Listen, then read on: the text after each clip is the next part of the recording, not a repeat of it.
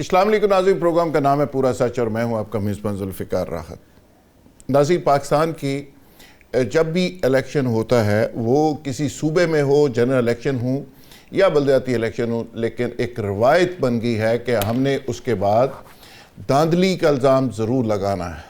اب تو بات یہاں تک آ گئی ہے کہ ہارنے والا بھی رو رہا ہوتا ہے اور جیتنے والا بھی دھاندلی کا الزام لگا رہا ہوتا ہے۔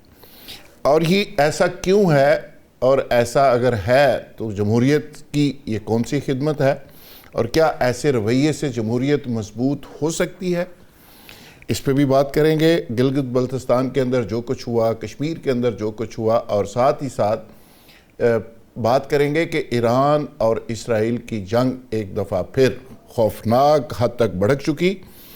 اسرائیل نے ایران کے اندر کئی اہم اہداف کو نشانہ بنایا، اور جوابی طور پہ ایران بھی اسرائیل کو نشانہ بنا رہا ہے اور اس کے کئی اہداف کو انہوں نے ٹارگٹ کیا ہے۔ وجہ کیا ہے؟ ٹرمپ کہاں کھڑے ہیں؟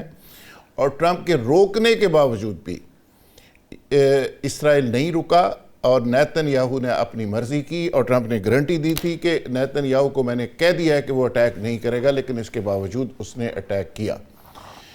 کیا ٹرمپ صاحب بے بس ہو گئے ہیں اور نیتن یاہو اس لیول پر چلا گیا ہے کہ وہ کسی کی بات ماننے کو تیار نہیں؟ اس کا بھی آج احاطہ کریں گے۔ میرے ساتھ جو مہمان موجود ہیں، جناب احمد حسین ڈیر، آپ نون لیگ کے سینئر رہنما ہیں، سابق ممبر قومی اسمبلی ہے۔ قمر دلشاد صاحب، سابق سیکرٹری الیکشن کمیشن۔ ممتاز دانشور لکھاری، وہ بھی ہمارے ساتھ موجود ہیں۔ بریگیڈیئر ریٹائرڈ فاروق حمید ہمارے ساتھ موجود ہیں، دفاعی تجزیہ کار ہیں، آپ سب ان کو جانتے ہیں۔ قاضی احمد اکبر، پی ٹی اے کے سینئر رہنما، ممبر صوبائی اسمبلی۔ قمر دلشاد صاحب، میں آپ سے آغاز کروں گا کہ یہ ہمارے ہاں روایت کیوں بن گئی ہے؟ کیا واقعی دھاندلی اس لیول کی ہوتی ہے کہ لوگ بیچارے روتے رہتے ہیں، اور ووٹ کو عزت دو کے نعرے سے لے کے اب دھاندلی دھاندلی اور دھاندلی، اس میں کتنی صداقت ہے، اور کیا ایسے رویوں سے جمہوریت مضبوط ہوگی؟ یہ واقعہ بڑا آپ کا ٹیکنیکل سوال آیا ہے۔ بات اس ہم نے بڑا اس پر انالیسز کیا سر، کہ بھی دھاندلی جو ٹھیک ہے کہ بعض جگہوں پہ دھاندلی باقاعدہ پری پلانٹڈ ہوتی ہے، سارا کچھ ہوتا ہے، لیکن جب ہم نے گلگت بلتستان کا سارے الیکشن کا جائزہ لیا، اس پہ ہمیں کوئی ٹیکنیکل طور پر نظر نہیں آیا کہ کوئی گڑبڑ ہو گئی ہے، کیونکہ گلگت بلتستان کے جو نوجوان ہیں وہ تمام مانیٹرنگ کر رہے تھے، پولنگ اسٹیشنوں پہ بیٹھے ہوئے تھے، ان کے باقاعدہ پولنگ ایجنٹ موجود تھے۔ تو پولنگ ایجنٹ کی موجودگی میں تو بڑی مشکل ہے کہ نہیں ہو سکتا۔ باقی کو ٹیمپرنگ کرنا، یہ ٹیمپرنگ کرنے کے لیے تو باقاعدہ یہ تو ایک ہمارا ہاں کلچر ہے، لیکن گلگت بلتستان میں ٹیمپرنگ بھی نہیں ہوئی۔ وہاں بھی دیکھیں کہ پیپلز پارٹی پارلیمنٹیرین کو تو 9 سیٹیں ملی ہے نا، جی، اور جبکہ تحریک انصاف کے حمایت یافتوں کو بھی 8 مل گئی ہے، ایک واد مسلمین کی 1 سیٹ مل گئی، 9 سیٹیں ان کو مل گئی۔ سب سے زیادہ نقصان ہوا ہے مسلم لیگ نواز کو، جیسے کہ ہمیں اطلاع مل رہی ہے کہ 5 سیٹیں ملی ہیں ان کو۔ تو یہ، لیکن ایک بات ہے جو بڑی میرٹ کی بات ہے کہ بلاول زرداری نے بڑی محنت کی، اپنی لیڈرشپ کو انہوں نے صحیح طور پر استعمال کیا، لیکن باقی رہ کے نواز شریف صاحب وہ تو علامتی طور پہ گئے تھے گلگت بلتستان، اپنے جیسے ہوتا ہے پیر فقیر باقاعدہ رونمائی کراتے ہیں، رونمائی کروائی، اور ساتھ انہوں نے یہ جملہ کہہ دیا کہ مجھے کیوں نکالا گیا؟ گلگت بلتستان کے الیکشن ہو رہے ہیں تو گلگت بلتستان سے کیا آپ کیوں نکالنے والی بات تو بنتا تھا کوئی؟ اگر یہ بھی کہا کہ جب مجھے نکال دیا تھا تو آپ لوگ گھروں میں بیٹھے رہے، میرے بارے میں کوئی احتجاج بھی نہیں کیا، یہ باتیں ان کو نقصان دہ ہو گئی۔ اور جب یہ ووٹ کاسٹ ہونے لگی تو لوگوں نے محسوس کیا انہوں نے ہماری تو پرابلم بات ہی نہیں کی، اپنی ذاتی باتیں کرتے رہے۔ لیکن ہم نے کئی جگہ باتیں اپنا انٹرویو دیا، ہم نے کہا ٹھیک ہے کہ آپ کو کیوں نکالا گیا، یہ تو آپ کا ایک نعرہ ہے، لیکن صاحب یہ ہمیں اس چیز کا جواب دیں کہ جو جے آئی ٹی بنی تھی، اس کے جو بریگیڈیئر صاحب جو تھے جے آئی ٹی کے، جس کی رپورٹ پر آصف سعید خوسر نے آپ کو نااہل قرار دیا تھا، اس کو تو اپنے پنجاب گورنمنٹ میں سب سے بڑی اہم پوسٹ دے دی۔ آپ یہ بتائیں، لوگوں کو بیوقوف بنانے کے لیے کہتا مجھے کیوں نکالا اور آپ نے احتجاج کیوں نہیں کیا، اور جس نے تمہارے بارے میں رپورٹ تیار کی اس کو اپنے پنجاب گورنمنٹ میں بڑی اہم پوسٹ پہ لگا دیا۔ تو یہ ساری چیزیں لوگوں نے محسوس کی۔ اب یہ ہوا کہ तकरीर करने के बाद चले गए स्विट्जरलैंड, यानी वोटर्स को छोड़ गए अकेले ही। लेकिन बिलावल ने तो कोशिश की, बिलावल वहां मौजूद रहे, तकरीरें भी की, जैसे होता है सियासी लीडरों की बातें, लेकिन सारी बातें आपके सामने हैं। लेकिन गिलगित बल्तिस्तान का जहां तक ताल्लुक है, तो हुकूमत तो बनेगी पीपल पार्टी की, क्योंकि उनको 9 सीटें मिल गई हैं, और 2-3 सीटें उनको मिल जाएगी माइनॉरिटी सीट और ख्वातीन का नशिस्त। तो 13 चाहिए गिलगित बल्तिस्तान का चीफ मिनिस्टर बनने के लिए, 13-14 वो उनके पास मिल जाएंगे, या मुस्लिम लीग के साथ इत्तेहाद कर लेंगे। तो ये तो मामला बड़ा आसान हो गया। लेकिन एक बात, आपका चूंकि बड़ा एक अच्छा प्रोग्राम होता है सर, और आपके प्रोग्राम में दिलचस्पी ये होती है कि हमें खुल के बात करने का मौका मिलता है। एक सबसे बड़ी अहम बात यह है कि गिलगित बल्तिस्तान और आज़ाद जम्मू कश्मीर, ये दोनों डिस्प्यूटेड एरिया हैं अक़वाम मुत्तहिदा की करारदाद के मुताबिक। अब इसमें ये देखें कि ये आपने मकबूजा कश्मीर में इंडिया की कोई सियासी पार्टी का दफ्तर मौजूद नहीं है, कोई पार्टी नहीं है, सिर्फ लोकल नेशनल कांग्रेस जो है, कोई पार्टी वहां नहीं है, नेशनल कांग्रेस का कोई वजूद नहीं है। लेकिन उनके अंदर रीजनल पार्टियां हैं। आज़ाद जम्मू कश्मीर में भी ये था पहले 74 तक, लेकिन भुट्टो साहब जब बने प्राइम मिनिस्टर तो उन्होंने नई इख्तरा ये किया कि आज़ाद जम्मू कश्मीर में उन्होंने पीपल्स पार्टी की बुनियाद रखी।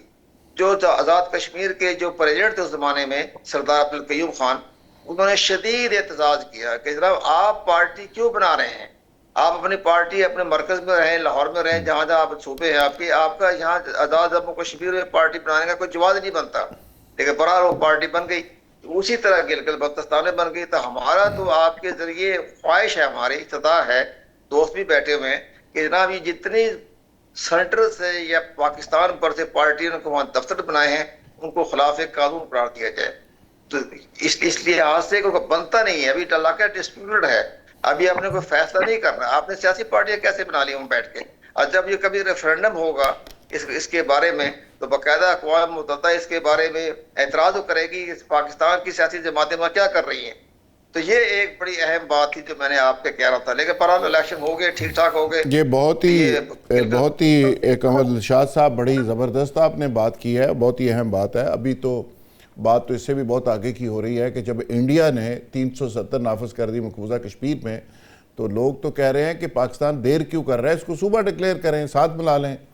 तो बातें तो खैर और भी बहुत हो रही हैं, हम कर सकते हैं नहीं कर सकते, ये वक्त साबित करेगा। अहमद हुसैन ढेर साहब, कमर दिलशाद साहब ने कुछ टेक्निकल बातें की, कुछ अवामी बातें की, और कुछ ग्राउंड रियलिटी की बातें भी की। वहाँ पे बिलावल भुट्टो जरदारी मौजूद तो रहे और फाइटर के तौर पे उन्होंने बड़ी फ़ाइट की। तो नून लीग के वज़रा, पंजाब पुलिस सारे गए तो सही, लेकिन कुछ सीटें नहीं मिली।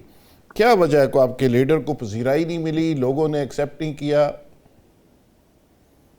देखिए, पहली बात तो ये है कि हमारे जो ज्यादातर मिनिस्टर्स और प्राइम मिनिस्टर, उनको तो इलेक्शन कमीशन की वजह से जा नहीं सकते थे। मियां नवाज शरीफ का एक, सर आपके सारे वजीर गए हुए थे, जरूर हमने, एहसन इकबाल साहब थे, बाकी लोग भी थे, लेकिन उन्होंने कोई ऐसी स्पीच सच वैसे नहीं की। लेकिन मैं ये कह रहा हूँ कि मियां नवाज शरीफ साहब को जरूर भेजा गया वहां पे। उनकी सेहत भी ज्यादा बेहतर नहीं थी और उन्होंने बाहर भी जाना था। अच्छा। लेकिन एक उन्होंने जो एक फर्ज था उसके लिए वो गए हैं। तो कहने का जो मेरा मकसद ये है कि पीपल्स पार्टी ने जो 9 सीटें ली हैं, और अगर इसमें कोई एक अच्छा पहलू देखा जाए तो हमेशा आपने इस मीटिंग से पहले भी यही बात की कि जब भी कोई इलेक्शन होता है तो हारने वाले या कम सीटें लेने वाले वो ये कहते हैं कि जी धांधली हुई। लेकिन आज आप एक चीज ऑन रिकॉर्ड रख लें कि नून लीग से किसी ने ये नहीं कहा कि धांधली हुई है। अच्छा, चाहे उन्होंने सीटें कम ली हैं। तो मैं समझता हूं ये अप्रिसिएशन बनती है कि उसमें सीटें कम मिली हैं, सीटें ज्यादा मिली हैं, उन्होंने इस बात पे एतराज नहीं किया। जबकि आपको शायद ये भी पता हो कि रात के 2 बजे भी पीपल्स पार्टी की तरफ से आवाजें आ रही थी कि भाई धांधली हो रही है। लेकिन एक जो अच्छे रवैये हमारे हैं ना, कम अज कम साहब आपकी गवर्नमेंट है, आप क्यों भूल जाते हैं? आपकी गवर्नमेंट है, वहां पे आपको पता है कि चीफ जस्टिस भी नामजद होता है, वहां पे सारा इलेक्शन कमिश्नर से लेके सारे लोग तो गवर्नमेंट के थे। तो आपने इतराज किस पे करना है, एहतजाज किससे करना है? गवर्नमेंट तो पीपल्स पार्टी की भी हमारी ज्वाइंट गवर्नमेंट है ना जी। पीपल्स पार्टी के वो सदर भी तो है ना, ان کی بھی جوائنٹ گورنمنٹ ہے, ہماری بھی جوائنٹ گورنمنٹ ہے, تو آپس میں تو مقابلہ تھا نا, تو ہم ایسی کوئی بات کر سکتے تھے. جیسے پیپلز پارٹی نے گورنمنٹ میں رہتے ہوئے یہ بات کی لیکن نون لیگ نے نہیں کی, تو اس کی تو اپریسیشن بنتی ہے. تو کنور دلشاد صاحب جو بیٹھے ہیں, میں ان کی بڑی دل سے قدر کرتا ہوں. ان کے ہمیشہ تجزیے جو ہے وہ بہت اچھے ہوتے ہیں اور ہم ان سے بہت کچھ سیکھتے ہیں. آج میں ان سے آپ کے حوالے سے ایک سوال کرنا چاہتا ہوں. اچھا جی. کہ میں نے اس دفعہ جنرل الیکشن جو ہے اس میں میں نے 73,000 ووٹ لیے, اور اس کے بعد 67,000 ووٹ لیے گیلانی صاحب نے. یوسف رضا گیلانی صاحب اور میں مقابلے میں تھے. لاسٹ ٹائم میں نے عبد القادر گیلانی کو ہرایا تھا, I was MNA last time. تو اس دفعہ میرے 73,000 تھے اور یوسف رضا گیلانی صاحب کے 67,000. میرے ریزلٹ میں جس دن ریزلٹ آیا تو 13,000 جو ہے اس میں ریجیکٹڈ ووٹس تھے. تو میں نے زندگی میں کبھی نہیں دیکھا کہ 13,000 ریجیکٹڈ ووٹ ہوں. تو سر آپ اگر آج آئے بیٹھے ہیں تو میرے دل کو یہ تسلی نہیں ہو رہی کہ 13,000 ووٹ کیسے ریجیکٹ ہو سکتے ہیں. تو اس بارے میں ضرور آپ کی میں رائے جاننا چاہوں گا کہ آپ سے ہمیشہ ہم سیکھتے ہیں. ٹھیک ہے. اور اس کے بعد جو بات دوسری ہو رہی ہے کہ کشمیر میں ایشو بن گیا, اور یہ جو الیکشن میں بلاول صاحب نے جو محنت کی ہے تو ان کو اس کا صلہ ملا ہے. پہلے بھی یہاں پہ پیپلز پارٹی کی گورنمنٹ رہی ہے, پیپلز پارٹی نے کام کیا ہے, لیکن میں سمجھتا ہوں کہ جو 5 سیٹیں نون لیگ کو ملی ہیں وہ بھی ہمیں اس کے لیے, میں بھی اس کے لیے بھی اپریشیٹ کرتا ہوں کہ جنہوں نے وہ محنت کی اور 5 سیٹیں لی ہیں. اور میں امید کرتا ہوں کہ وہاں بھی جوائنٹلی ایسے ہی مل کے حکومت بنے گی جیسے سینٹر میں ہے, اور اس میں ایک اچھے ماحول میں ہمیں یہ دکھانا ہے کہ جو کشمیر میں الیکشن ہو رہا ہے ایک تو وہ بالکل میرٹ کے مطابق ہے, اور پھر پوری دنیا کو ہم نے یہ میسج دینا ہے کہ اس میں کوئی بھی جیتا ہے تو وہ اب یہاں بھی پیپلز پارٹی اور نون لیگ مل کے اور اس طرح سے ایک میسج دیں گے پوری دنیا کو کہ یہاں پہ جو ہے ایک دھاندلی بھی کوئی نہیں ہوئی اور میرٹ پہ بھی ہوا ہے. اور الیکشن کمیشن کو بھی میں مبارکباد دیتا ہوں کہ انہوں نے بھی جو رول ادا کیا ہے, جو بھی وائلیشن کہیں ہوئی ہے انہوں نے اس کے اوپر فوراً آواز اٹھائی ہے. میں اس پہ بھی ان کو خراج تحسین پیش کرتا ہوں, اور سارا کچھ پرامن ہوا ہے. کوئی بریگیڈیئر فاروق امیر صاحب, یہ احمد حسین ڈھیر صاحب بڑی جلدی کر رہے ہیں, ہو سکتا ہے کل نون لیگ کی طرف سے باقاعدہ کوئی اس پہ اسٹیٹمنٹ آ جائے تو پھر ان کے لیے بڑا پرابلم ہوگا. انہوں نے جلدی کر دیا ہے, اپریشیٹ بھی کر دیا ہے, اور سارا الیکشن کمیشن کو بھی کہا زندہ باد اور پولیس کو بھی زندہ باد, اور سارے الیکشن بھی ٹھیک ہیں. اللہ انتظار تے کر لو, کہتے تارڑ صاحب کل بول ہی نہ پائیں. بریگیڈیئر صاحب آپ کے خیال میں یہ الیکشن کیسے ہوئے ہیں, کیا دیکھ رہے ہیں آپ؟ بسم اللہ الرحمن الرحیم, بہت شکریہ. دیکھیں پہلی بات تو یہ جو پازیٹیو نوٹ پہ بات بنتی ہے کہ کم از کم ٹھیک ہے, میں مانتا ہوں کہ گراؤنڈ ریئلٹی کے مطابق پی ٹی آئی والوں کو بڑا پرابلم ہوا اور ان کے لوگ پھر انڈیپینڈنٹ میں آ گئے یا MWM کے ساتھ مل کے انہوں نے الیکشن لڑے.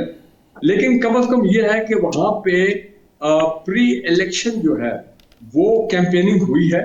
دونوں میجر پارٹی جو ہیں جو بالکل اس کے رنگ میں ہے, پاور میں ہے پورے پاکستان میں, صوبوں میں, سینٹر میں, ان کے الیکشن کیمپین بھی ہوئے, ان کے لیڈر بھی سارے آئے ہیں.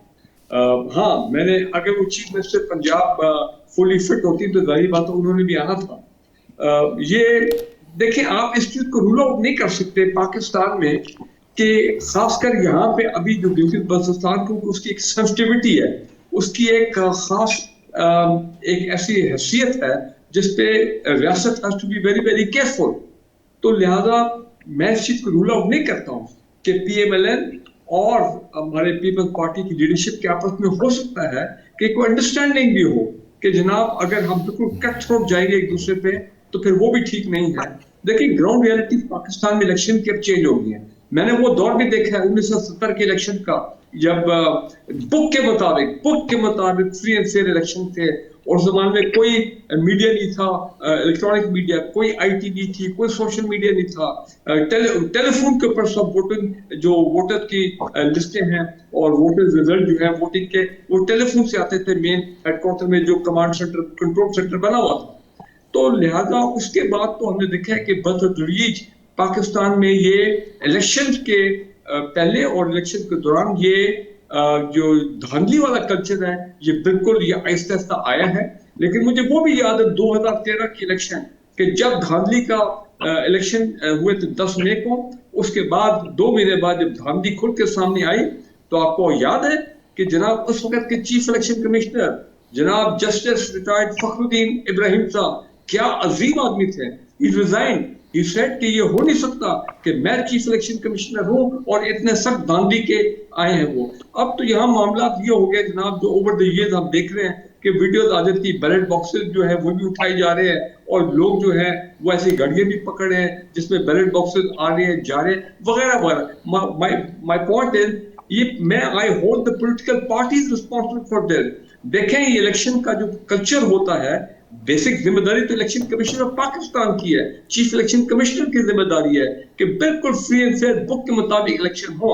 लेकिन अगर उसमें आगे पीछे को मामला होते हैं तो किनका काम है कि पाकिस्तान में जमहूरी प्रोसेस को, इलेक्शन प्रोसेस को बिल्कुल अच्छी तरह आगे लेके चलना वो पाकिस्तान की पॉलिटिकल पार्टीज हैं. तो अगर पॉलिटिकल पार्टीज जो हैं वो एक धांधली वाले कल्चर से कॉम्प्रोमाइज कर जाएं, इसको एक्सेप्ट कर लें कि भाई ठीक है ये होता है, अब तो होता रहेगा, आने वाले इलेक्शन में भी होगा, तो फिर ये ग्राउंड रियलिटीज ऐसी हैं, इस तरह ही मामला जो है ठीक है. ठीक है काजी साहब, काजी अहमद अकबर साहब, आपका अपोजिशन से ताल्लुक है और आपके चेयरमैन वहाँ कह रहे हैं कि जी 9 सीटें तो मिल गई लेकिन हमारी तो और ज़्यादा सीटें थी. कुछ लोगों को इस पे भी इतराज़ है कि आपके चेयरमैन ने ये क्यों कहा कि इतने हमायत याफ्ता हमारे जीत गए, हमारी तो 18 सीटें थी, पता नहीं कितनी सीटें थी. तो आप भी समझते हैं कि वहाँ पे धांधली हुई है और आपके लोगों को जीतने नहीं दिया गया? बिस्मिल्लाहिर्रहमानिर्रहीम. इफ्तिखार राज साहब, सबसे मैं ये समझता हूँ कि जो इम्पोर्टेंट बात है वो ये है कि जब ये इलेक्शन अनाउंस हुआ तो आपने तो पिछली भी कई दफ़ा देखा कि दिल्ली का इलेक्शन हुआ, कभी उसको इतनी हाइप या इम्पोर्टेंस नहीं मिली, लेकिन इस दफ़ा उसको बहुत ज़्यादा इम्पोर्टेंस मिली. उसकी क्या रीज़न थी? उसकी रीज़न ये थी कि लोग एक दफ़ा फिर इस सिस्टम के ऊपर एतमाद करना चाह रहे थे. लोग एक दफ़ा फिर ये उम्मीद लेकर निकले थे कि हम 55 और 60% का टर्न आउट लेंगे पहाड़ी इलाके में जहाँ पे 9-9.5 लाख वोटर है और स्प्रेडेड वोटर है.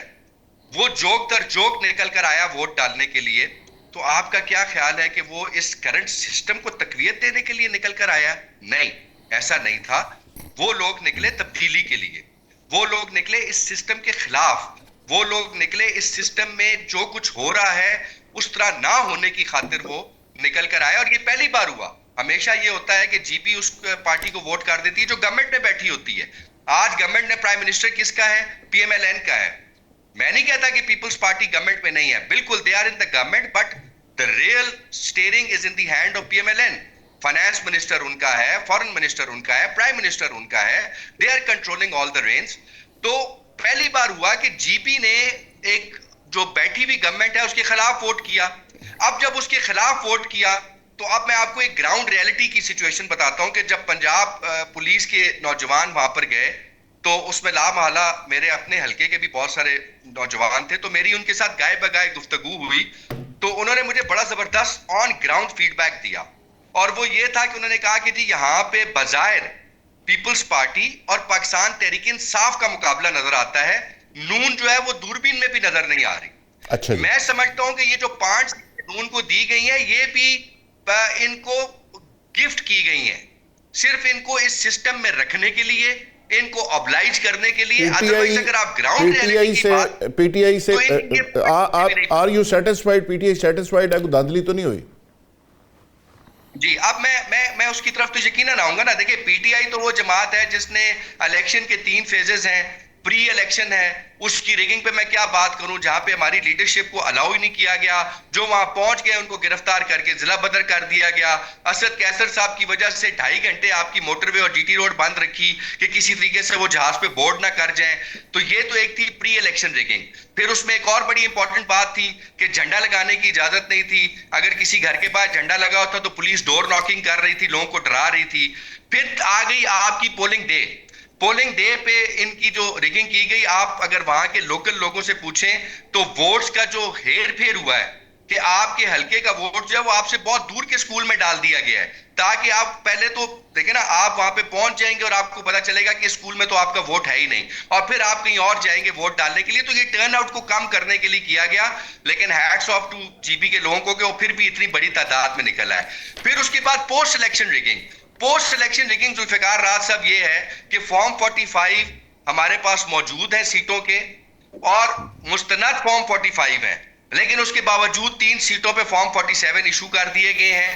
ہمارا اس پہ بھی اعتراض ہے. ہم تو اسی لیے کہتے ہیں کہ ہماری سیٹیں زیادہ بنتی تھیں, ہمیں کم دی گئی ہیں.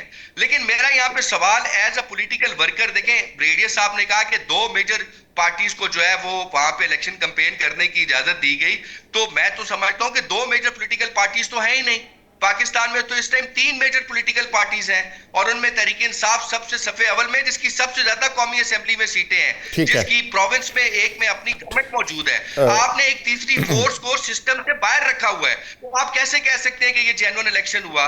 دوسری بات یہ ہے کہ آپ کی اس الیکشن کے جو بینیفیشریز تھے وہ تو پہلے دن سے نظر آ رہے تھے کہ پاکستان پیپلز پارٹی اور پاکستان مسلم لیگ نون ہوں گے. اب آپ 9+5 کر لیں, اور دلشاد صاحب نے اپنے ایکسپیرینس کی بنیاد پہ بتا دیا کہ 13 یا 14 ووٹوں والا جو ہے وہ سی ایم بنے گا, تو بینیفیشریز تو پہلے دن سے کلیئر تھے اور وہ آپ کے سامنے آ گئے. جی ٹھیک ہے قاضی صاحب. بات یہ ہے کہ اس ہوسٹائل سرکمسٹانس بھی قاضی صاحب اس میں امپورٹنٹ بات ہے کہ اس ہوسٹائل سرکمسٹانس ایک بات کہنا چاہتا ہوں, جو پی ٹی آئی ہے وہ الحمدللہ ٹھیک ہے جی بریگیڈیئر صاحب جی تمام بدقسمتی اور طوفان کے باوجود. میں کوئکلی کائنڈلی میں بات کرنا چاہ رہا ہوں کہ یہ بات رجسٹر ہو جائے. دیکھیں پاکستان کی ہمارے الیکشن پروسیس کی بیڈ لک ہے. آئی ڈونٹ نو کنور صاحب اس سے ایگری کرے گا ہی نہیں, لیکن ایمان سے اگر پاکستان میں الیکٹرانک ووٹنگ سسٹم جو کہ کافی حد تک معاملہ آگے چلا گیا تھا آج سے 4-5 سال پہلے, اگر الیکٹرانک ووٹنگ سسٹم پاکستان میں آ جاتا تو یہ دھاندلی والا معاملہ ہمیشہ بریگیڈیئر صاحب اب تو اس پہ بھی لوگ بات کر رہے ہیں. دیکھیں یہ سسٹم نے لوگوں کو کیا دیا, لوگ کتنے خوش ہیں. لوگ سچی بات ہے کہ اب سسٹم سے بھی اک گئے ہیں. لوگ سمجھتے ہیں کہ بڑے ایکسپیرینس ہو گئے. جب لوگوں کے دکھ دور نہیں ہوئے, جو بھی شخص آتا ہے وہ یہ نعرہ لے کے آتا ہے کہ میں اس پاکستان کو ڈیفالٹ سے نکالوں گا, میں اس کو ایشین ٹائگر بنا دوں گا, پتہ نہیں کیا بنا دوں گا, تو اینڈ پہ وہ ہمارے دکھوں میں اضافہ کر کے چلا جاتا ہے. یعنی وہ اتنے قرضے لاد کے چلا جاتا ہے, قرضوں سے نجات دلانے کے لیے IMF کو بائی بائی کہنے کے سلوگن پہ آتے ہیں اور پھر اس کو مزید مقروض کر کے اس ملک کو چلے جاتے ہیں. تو یہ ڈرامہ تو ہم دیکھ ہی رہے ہیں. اور جمہوریت ظاہر ہے کسی بلڈنگ کا, کسی چڑیا کا نام تو ہے نہیں, یہ رویوں کا نام ہے. یہاں پہ بلدیاتی سسٹم کتنا سٹرانگ ہے, یہاں پہ ہمارے جمہوری رویے کتنے سٹرانگ ہیں, ہمارے اندر برداشت کتنی ہے. یہ بہت سارے سوال ہیں بریگیڈیئر صاحب جن کو ہمیں ڈسکس کرنا چاہیے. ناظرین یہاں لیں گے ایک بریک, اور بریک سے جب واپس آئیں گے تو ایشو کو کنٹینیو کریں گے. Stay with us.